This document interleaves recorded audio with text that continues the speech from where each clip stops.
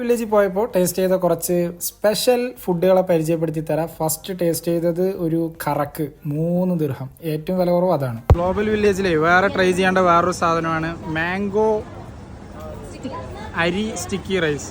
Mango sticky rice. ഇത് കുറേ പേര് സജസ്റ്റ് ചെയ്തിട്ട് വാങ്ങിയതാണ്.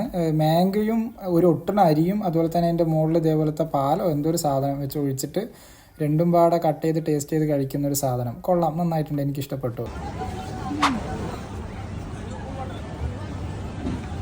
നെക്സ്റ്റ് സ്പോട്ട് എന്ന് പറയുന്നത് ഇവിടുത്തെ ഒരു കുനാഫ കഴിക്കാൻ പോയതാ. വൈബ് എന്ന് പറഞ്ഞാൽ വേറെ ലെവൽ.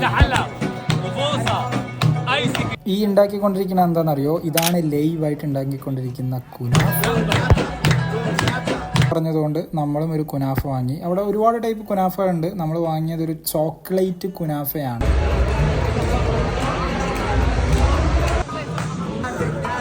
കഴിച്ച് മടങ്ങുമ്പോൾ